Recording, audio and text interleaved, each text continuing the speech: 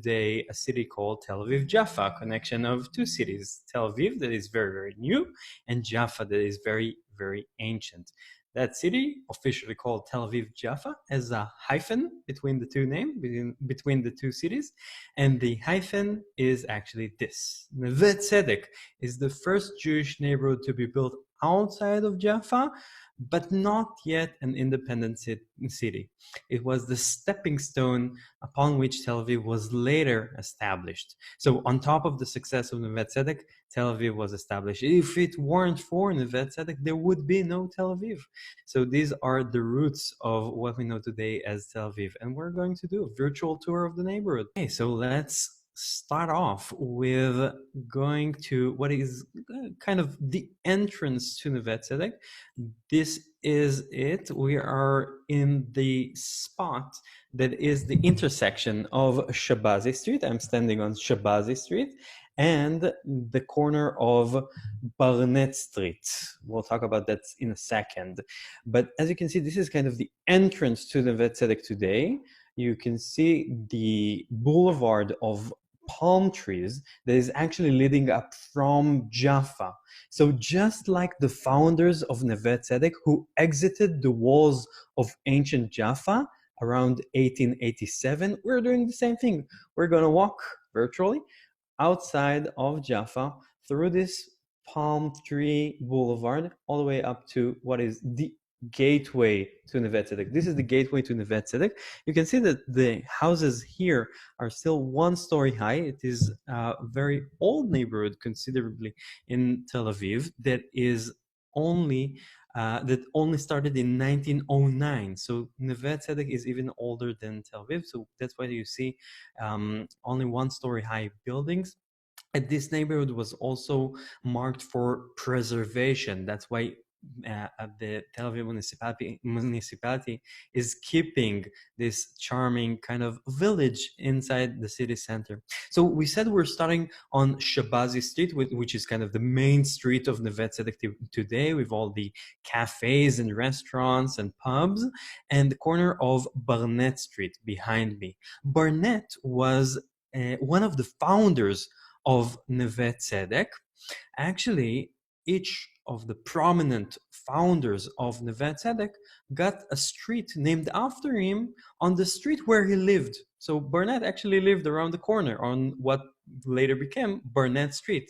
And Rokach also lived on what will later become Rokach Street, and Amzaleg on Amzaleg Street. And I'm still waiting for the city to call the street that I'm living on Tomer's Street, but no answer has yet come to me from the city. So still waiting. So this is our way of starting off our tour in Neve Tzedek. We're going from the corner of Shabazi and Barnett to a cool spot that you should look for when you visit Neve Tzedek the next time around. Just a few meters away from the corner of Shabazi and Barnett is this little cafe that you can see. It's called Cafe Susanna. It's right on Shabazi Street. I'm going to do my Houdini trick and vanish for a second just to let you see it even better. So this cafe is one of the first coffee places that kind of restarted in the 1990s. As we said earlier, Neve Tzedek started in 1887. It had a good run up until 1948. You probably heard of that year, right? 1948, the establishment of the State of Israel. It was chaotic, to say the least, and this area suffered the most in the sense that on one side, the one side that we came from was Jaffa, the biggest Arab town in the area, and on the other side was Tel Aviv, the biggest Jewish city in the area. So Neve Tzedek kind of became a war zone during 1948, and after the establishment of the State of Israel and the end of the War of Independence, this area was considered the place that nobody wanted to live in. Well, it used to be a war zone, so no wonder.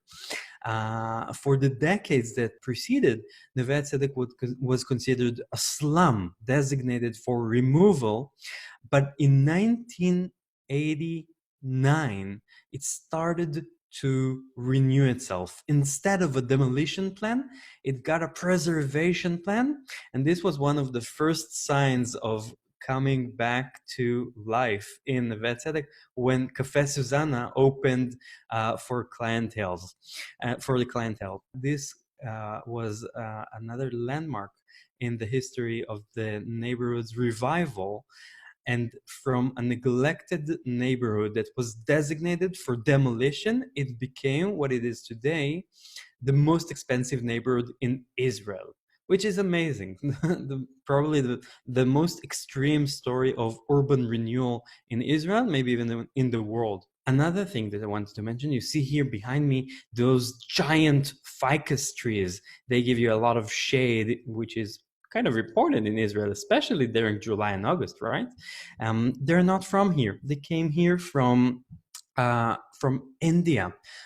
In the 1920s, the British came to the land of Israel, and they started what we know as the British Mandate. And you know, the British, they tend to have kind of a cooler weather than they have here in the land of Israel. Too much sunshine for them, and they also had this important place that was called India. So they said, wow, in India we have giant jungle trees that give you a lot of shade. Maybe we can relocate them and bring them into the land of Israel. So this is how the ficus trees came all the way to the land of Israel about 100 years ago. They are, very old. So just like an old person that needs a stick to lean on, they also got this cool stick to lean on because they have so big branches that they need some stick to lean on. So you can see that the trees here are getting excellent care. Okay, so now we're turning our back to Susanna Cafe, and we're going to go into what is now kind of the jewel of the crown of the Neve Tzedek, the center of the neighborhood, the heart of the neighborhood. We're turning our back to Cafe Susanna to see this.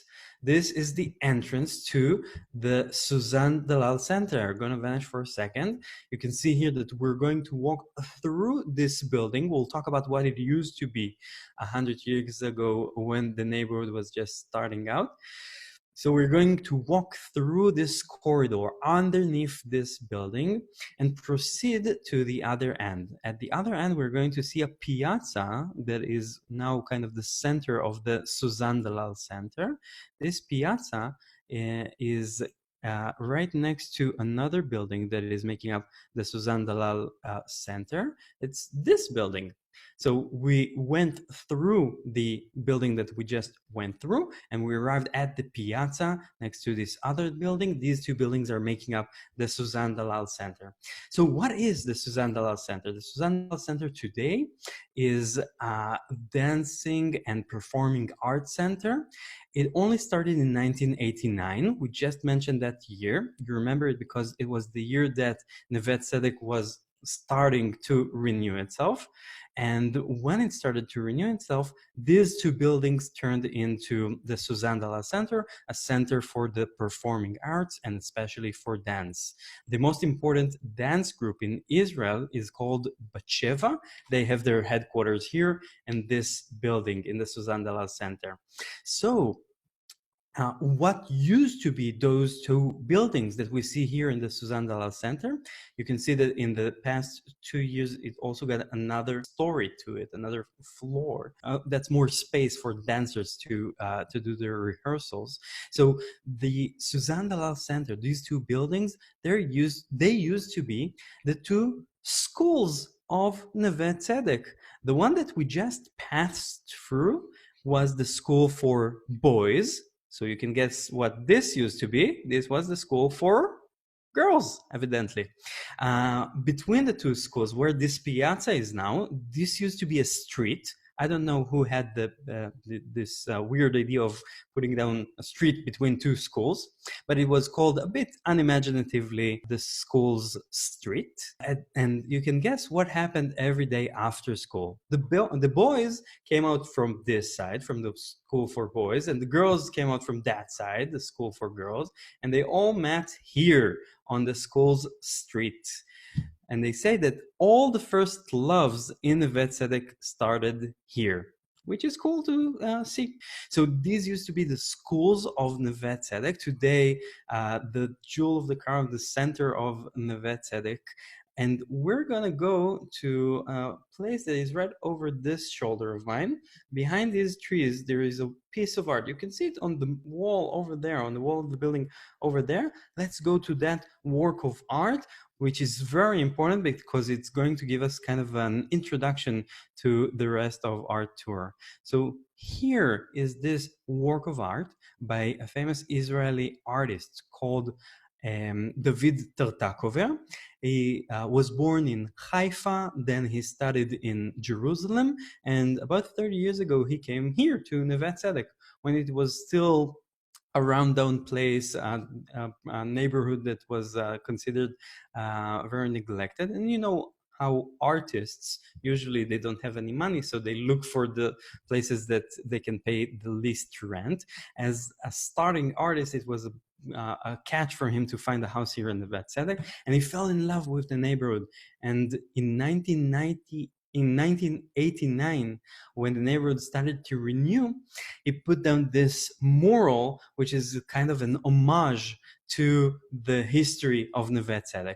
It has three subjects that you can see in this mural. On one side, over this shoulder of mine, you can see the founders of Neve Tzedek. Right behind me, in the center of the mural, you can see the way of life in Neve Tzedek about 100 years ago. And on the other side over here, you can see the intellectuals of Neve Tzedek. These are the authors, the poets that used to live here in the neighborhood about 100 years ago, and we're going to talk about them soon, so keep them in mind. I do want to stress, to give a little bit more information about the founders of Neve Tzedek, but keep in mind the intellectuals that we want to talk about even more later. So here we're zooming in on the founders of Neve Tzedek. So here, over this shoulder of mine, you can see Zerach Barnett. You remember the street that we started on. So this is Zerach Barnett, one of the founders of Neve Tzedek. He is also known, he's mentioned in a famous Israeli song about the establishment of Petach Tikva. So he used to, one of his favorite things to do was to establish new settlements in the land of Israel.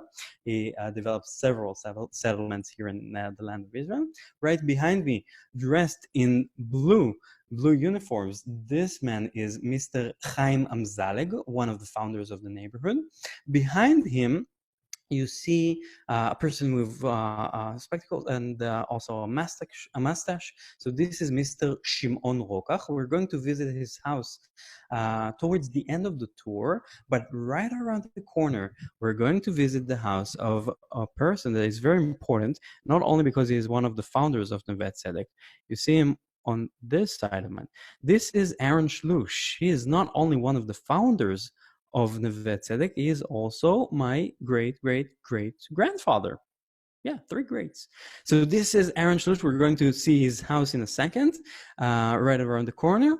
And then I'll also apologize and explain why I can't invite you in for coffee, apart from the fact that we're doing this virtually. So one more thing about this homage to Neve Tzedek. You see here again, I'm going to vanish for a second. You see here the center of the mural. You can see here the horse-driven carriage. Guys, this is the Uber of 100 years ago, the horse-driven carriage. You can also see the girls outside of the girls' school. They're doing some gymnastics or something. And above the school, you also see a train passing underneath a bridge. We're going to visit that bridge and also talk a little bit more about that area, which is not that far from the mural where we're standing. We're going to go around the corner to visit some sites on Shlush Street. Yeah, that's a good name.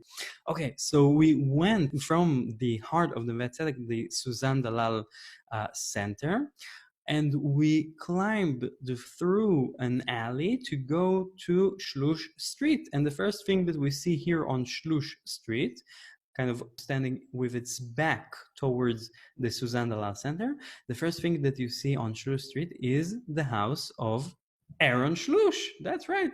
That's the house of my great-great-great-grandfather that we just saw a photograph of. So why can't I invite you in for coffee? Well, for one, you are 9,000 kilometers away. And the other is that we no longer have the house. My grandfather's generation in the year 2000, something like this. They decided to sell it. So they decided to sell the house, and that's why I can't invite you in. Sorry about that. But I can tell you stories. One of the stories that I want to tell you is about Aaron Shlush, who came here from Northern Africa about 180 years ago. We assume he came here around 1840.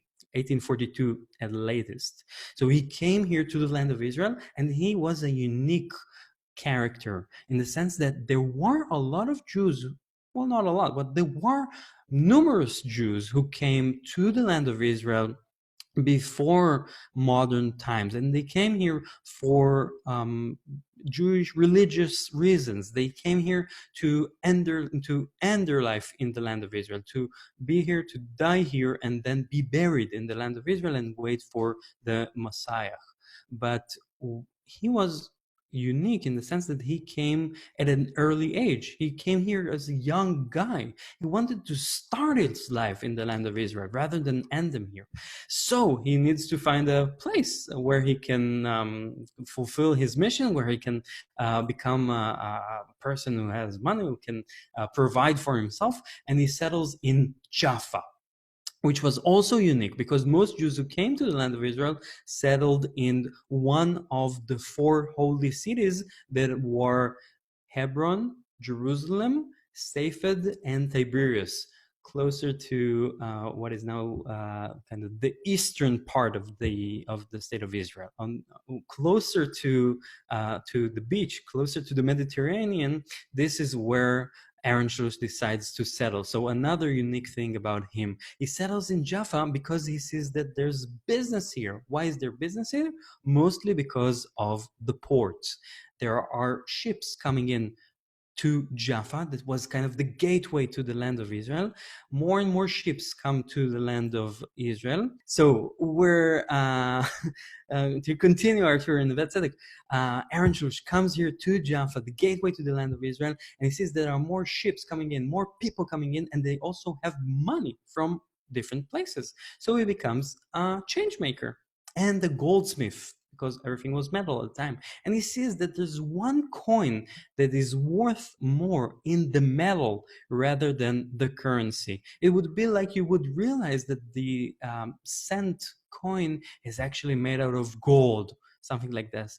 So he found this, and this coin that was running around that was circulating in Jaffa, and he decided to gather all those coins, melt them down, make them into earrings or something, and sell them for millions. And that's how he made his profit. That profit he invests in buying lands outside of the walls of ancient Jaffa. And people told him, what, are you crazy? What are you going to do with all those lands?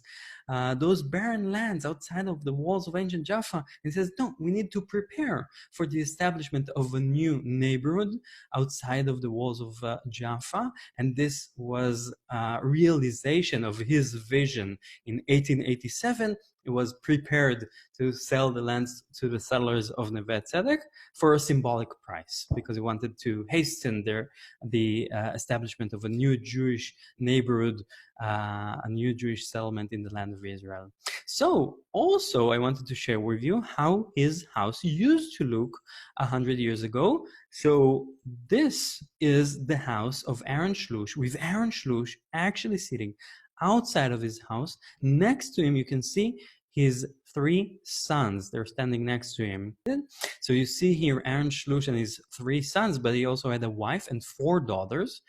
So Aaron Shlush had 7 kids in total, and they all got married, and they all brought children to the world, and everybody lived here in this house. So no wonder that he needed to make his 1-story house into what you see now behind me, which is sort of a mansion that will address the needs of about 50 people that needed to live in this house together. Another thing that I wanted to share with you is what the sons of Aaron Shlush did. Next to the house on this side, they built a factory.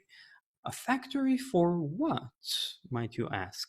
So the father, Aaron Shlush, is selling lands to the sellers of Neve Tzedek. What do they need the most when they want to start a new building for themselves, a new house for themselves?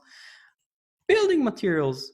So the sons of Aaron Shlush started a building materials factory. You can see the advertisement that was in the newspapers in the 1920s in the Jewish settlement in the land of Israel. You can see here in Hebrew, בית החרושת האחים שלוש, the Shlush brothers factory. You don't see any English in this, well, you see a little bit of English in this advertisement, but you do see here Hebrew, Achim Shlush, the Shlush brothers in Hebrew. You also see the name in Arabic, Shlush Ikhwan, and you also see it on the bottom in French, Shlush frère. That's because Shlush frère.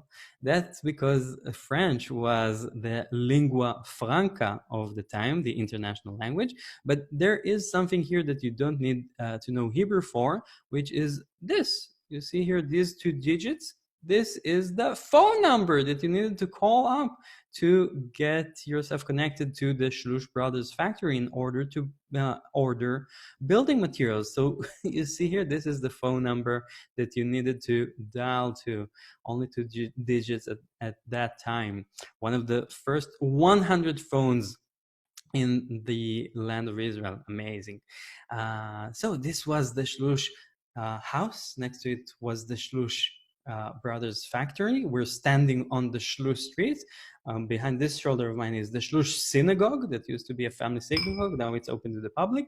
And this is not enough, right? We need to go see another Shlush place. Let's go to the Shlush street, the Shlush bridge. So we need to imagine ourselves just like Aaron Shlush. We are prominent, important businessman in Jaffa. We need to get from the suburbs, from Neve Tzedek, from the new neighborhood, to our businesses in the port city of Jaffa. What do?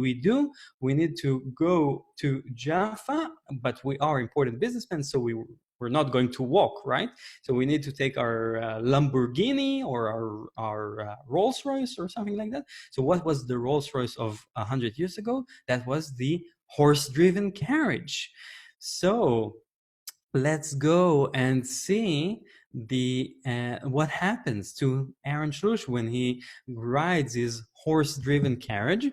So he comes to this area next to, at the end of Shlush Street. This is kind of the way that we came from. We came from this area. This is the end of Shlush Street. And before this bridge was erected, he needed to go down into this valley that used to be with a railroad in it and go up the other way to get to his businesses in Jaffa. So he needed to cross this valley that used to be for the railway. What railway is that? That was the first railway in the land of Israel. Let me show you another photo. So let's say that we're standing on that bridge. We'll be looking towards that scenery, towards the way that is overlooking towards Jaffa. So this is the area where the railroad used to be, and this is a photograph that was taken almost 100 years ago on the Shlush bridge. So it's amazing to see that this pathway that is now underneath the Shlush bridge, this is how it used to look almost 100 years ago. So you see, I'm not telling stories, right? I am telling stories, but they're true.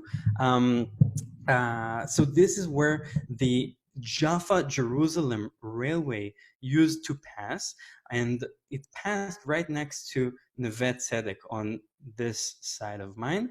And you see here a train that was just passing underneath the Shlush bridge. It was photographed from the bridge, and they say that the kids in Neve Tzedek, they had this thing that they love to do, which is to take a small stone, wait for the train to go underneath the bridge, and then release the stone right into the chimney of the locomotive. I'm not sure how many of them got it, but this was the best thing that they that was their entertainment at the time, to throw a small stone into the chimney of the locomotive. that was passing underneath the bridge. So how did this bridge came to be, the Shlush Bridge? We said that every morning Aaron Shlush needed to go with his horse-driven carriage. It was called in French. It was the horse-driven carriage. We said it was the Uber of the time. So so Aaron Shlush needed to pass through the railway and then go up the other way. And one time, Aaron Shlush, he gets stuck on the railway. Actually, the horse-driven carriage gets stuck on the railway, and Aaron Shlush gets thrown out. He gets injured, and he goes back to his house to recover. That's when the Turkish governor of Jaffa comes to visit him. He asks him, what happened? And Aaron Shlush tells him, and that's the point in time that the Turkish governor of Jaffa decides to build a bridge just for Aaron Shlush. So guys, this is the only bridge in the world to be built for only one person, for Aaron Shlush. And we need to say that we are very nice. We're not collecting, my family is not collecting any toll for passing on the Shlush bridge, even though we should. By the way, you see all the construction underneath the bridge. This is where the new red line is going to be. The red line, the first underground railway line in Israel, is going to pass. This is it. This is where it's going to pass. We just had a new headline today in the news here. The red line is not going to open October 2021. It's going to open October 2022. But we have been waiting for an underground system here in Israel for 60 years. So another year is not too much to handle. Okay, so we're going to go back into the neighborhood, and we're going to see some more sites on inside the neighborhood. 1, 2, 3. I think 3 more sites, as much as we can, and we can keep time with. And the first one is going to be this house. So this one is right across from the Shlush house. So we just returned from the Shlush bridge into the neighborhood and stood outside of the Shlush house, but now we're with our backs to the Shlush house, and we're seeing this house behind me, this orange house. I'll show it to you even better now. This house has not 1, not 2, but 3 love stories. The first one is about Rivka and Shlomo. Rivka and Shlomo, let me show you a picture, are this nice couple. Rivka was Rivka Freiman. Shlomo was Shlomo Abulafia. So she was Ashkenazi, he was Sephardic. Big hoo-ha-ha 100 and something years ago in the land of Israel. It would be like a Catholic and a Protestant, a Sunni and a Shiite. Big problem. They are actually the Romeo and Juliet of 100 and something years ago here in the land of Israel, because their families, they didn't want them to be together. Actually, the entirety of the Jewish settlement in Israel did not look with a favorable eye at this match between an Ashkenazi, a European descent Jew, and the Sephardic, Middle Eastern or Northern African descent Jew, but they wanted to be together. So they flee to what will later become Neve Tzedek, and they construct this house, the house that they were able to live together with, which is amazing. This is the house of the Jewish Romeo and Juliet. This was our first love story. This house later has another love story. Rivka and Shlomo moved to a different part of this area. They moved to what will later become Tel Aviv, which makes way.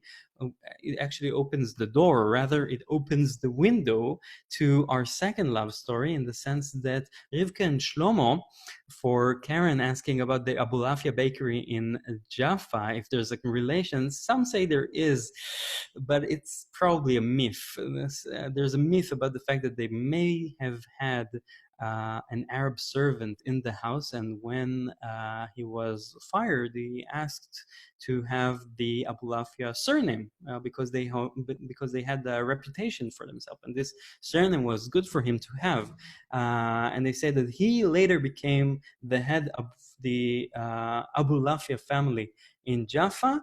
Nobody in the Abulafia family, for obvious reasons, agrees with that, but I'm not sure if it's true or false. This is something for future research. Okay, so Rivka and Shlomo, they move to Tel Aviv. This is what opens the door, or rather the window, for a second love story, because this is the time that in the beginning of the 20th century comes a young guy to Neve Tzedek, and he wants to become famous. How can you become famous 100 and something years ago? There's no cooking on TV. There's no survival. There's no reality TV.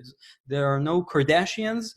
There's no way to become famous 100 and something years ago apart from becoming a famous author, a famous writer. So he starts to sit here on his balcony and write stories. He writes stories, but a lot of stuff, but none of it gets published. But in the meantime that he sits here on the balcony, he also sees across the street the Shlush house right here.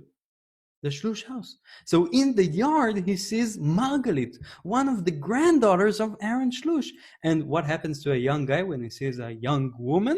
Falls in love with her, of course. So he goes out of his house, comes to the Shlush's house, and he asks the grandfather, Aaron Shlush, can I date Margalit? And what is the first thing that Aaron Shlush wants to know about this young guy before he will allow for him to date Margalit? Well, you can guess for yourselves. What do you do? What do you do for? How will you provide for Margalit, my granddaughter? I really love her, so I want her to be with someone who can provide for her. And this young guy says, "Well, I'm starting to become a famous author, but have you published anything?" "No, not yet, but I will be famous and I will have a lot of money. You can trust me." And this is Aaron Shlush. You remember, he has lands, he has coins. He's a materialistic guy, isn't he? So he's not going to say, "Okay." And he did say, "Well, thank you very much. Close the door behind you." That young guy was heartbroken, of course, and he went back to his house and he writes a story about a lost love that makes him very famous in the land of Israel. He actually went on to become the most famous Hebrew writer, not only in the land of Israel, but later in the world. He became the first Israeli to win a Nobel Prize at all. He is the only Israeli thus far to win a Nobel Prize for literature. His name, the name of the young suitor of Margalit, was Shai Agnon. Back then it was actually Shmuel Yosef Chachkes, but he later wrote a story called Agunot, from which he took his Hebrew name, Shai Agnon. And he is the Nobel laureate that my family, we're proud that we gave him the push that he needed to kind of catapult his career and make him a Nobel laureate. Even though we were a little bummed out that we lost our yichus to a Nobel laureate. Okay, one more thing about this house. You can't see it if you look behind me, so I'm going to zoom in for you. On the wall of this house, you can see a window with shutters, and there are small shutter holders that you can see up close. This is how they look. This is actually one shutter holder, and you can see both of its sides. One is the side of a man and the other is the side of a woman. So the shutter holder, they're called menchelach. Menchelach in Yiddish is small persons. Mensch is man, menchele is small man or person, and menchelach is small persons. You know, Yiddish is such an easy language to learn. You can learn it in half an hour. So menchelach, these are the shutter holders. They say that this used to be an early day communication device because the young women who stayed alone in the houses in Neve Tzedek needed to signal to their suitors whether their father is at home or not. So the shutter holder was on the man's side if their father was at home, and they would turn it around to the woman's side to point out the fact that everybody's invited. That's the story of the Menschach. Don't try this at home. Okay, so we were on Shlush Street, you remember? Well, of course, the Shlush house and the Shlush bridge and the Shlush Street. How much is Tomer going to talk about his family? So we're now going to proceed on Rokach Street to see 2 or 3 more sites before we conclude our tour. Our next site on Rokach Street is going to be the Nahum Gutman Museum. This is the Nahum Gutman Museum. Let me show you a bit kind of wider. So this is the Nahum Gutman Museum, but 100 and something years ago, it was even more important in the sense that it used to be the house of authors. So you remember we said that the authors, the writers, the intellectuals of Neve Tzedek, they had an important role here in the neighborhood. I'm showing you again the photograph that we saw earlier on the mural in the Suzanne Dalal Center. So you see here on the right-hand side, this is Shai Agnon. This is Shai Agnon when he was bar mitzvah, when he was very young. And on the other side, standing, is Yosef Chaim Brenner. Yosef Chaim Brenner was the most important author at the time, and he was kind of the mentor of Shai Agnon. Maybe he also helped Shai Agnon become famous, also considering the fact that we did it single-handedly. So these are the authors who used to live here in the neighborhood. Yosef Chaim Brenner lived in the house that is now behind me. This used to be the house of authors, as we said, because not only did Yosef Chaim Brenner live here, he was also, this is Yosef Chaim Brenner again, he also lived here with Dvorah Baron, one of the first women to write in Hebrew at the time. And this is giving you something important about the history of this place, of the House of Authors in Neve Tzedek. This is where the first people in modern times asked themselves, how do we write it in Hebrew? The Hebrew language that was reserved only for prayers, for religious studies, it started to come back to life in the land of Israel, and these people were the people who revived it. They were also the celebs of the neighborhood, the celebrities that lived in the same neighborhood. In the sense, these people that you see their pictures of right now, these were the Jay-Z and Beyonce of 100 years ago. This is how important they were for the culture that was renewing itself here in the land of Israel. Okay, so this was the House of Authors. We also mentioned that it became the Nahum Gutman Museum, a museum dedicated for the works and arts of a famous artist called Nahum Gutman. I recommend it highly. We're going to proceed to the Rokach house. You remember that we said that each of the founders of the neighborhood, he later got a street named after him where he lived. So Rokach lived here on Rokach Street. I'm not going to tell you about the Rokach family. I'm going to tell you how the Rokach family fought us, the Shlush family, and of course at their fault. So in 1936, this was when the famous mayor of Tel Aviv, Meir Dizengoff, passed away. And there were 15 members in the city council who needed to decide who's going to be the mayor instead of Dizengoff. Is it going to be, and there were 2 candidates, is it going to be Israel Rokach from the Rokach family? Or is it going to be Moshe Shlush from the Shlush family? Shlush versus Rokach fighting for becoming mayor of Tel Aviv. Who is going to win? 15 people in the city council and the democratic vote, and the voting goes like this. 7 were in favor of Israel Rokach. 8 were in favor of Moshe Shlush. So Moshe Shlush from my family came to be the mayor of Tel Aviv, but for only 48 hours. Why is that? The supporters of Rokach went to the British High Commissioner and they told him, nah, the Shlush family, they're not so nice. We need to have another mayor. And the British decided to appoint Rokach instead of Moshe Shlush. The Hebrew newspapers at the time, they declared him to be the appointed mayor to stress out the fact that he was not elected. He continued to be the mayor of Tel Aviv for 15 years later, and he also got a major boulevard in Tel Aviv called the Rokach Boulevard, named after him.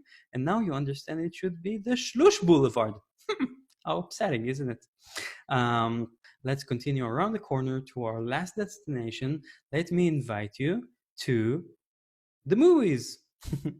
Our last destination is going to be on around the corner from Rokach Street. This is the place that we wanted to go to. This is the first cinema in Tel Aviv. It's called the Eden Cinema. You can see that it has an open rooftop. It was like this originally because you know that Tel Aviv is a very hot place, especially during the summer, and the only way that you can see a movie during the summer is under the night sky. And who benefited the most from the fact that they didn't have a rooftop? Of course, the neighbors from across the street. So let's turn our back to the Eden Cinema and we'll see the neighbors. The neighbors were the people who lived in these houses that were built, of course, by the Shlush family. So this was the house of Moshe Shlush, the mayor of Tel Aviv for 48 hours. And my grandfather remembers sitting on this balcony, eating some nuts and looking through the open rooftop of the Eden Cinema, watching the films that were screened there. One is about one of the first films that were screened here in the Eden Cinema. It was called The Great Train Robbery. It is considered the first Western, the first movie about the Wild West. And at the end of it, you see a cowboy taking out his pistol and shooting at the audience. In the audience, there were people who saw the film, for the first time. It was a new invention in the beginning of the 20th century. There was also a Jewish policeman in the audience. He saw a cowboy taking out his pistol and shooting at him. So what did he do? He's a policeman. What can he do? He shot back at the screen. Fortunately, he didn't lose his job and nobody was injured at this incident.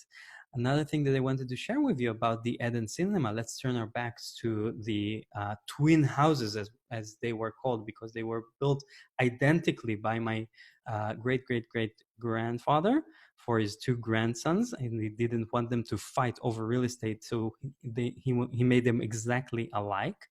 So another story about the Eden Cinema is that in the 1930s, it gets a sound system, and the silent films that were mostly accompanied with live orchestra playing, they now had a sound system instead.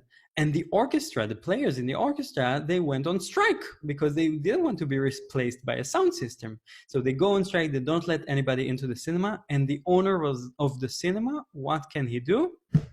He muted the sound system and the orchestra played on with the films that were put on mute.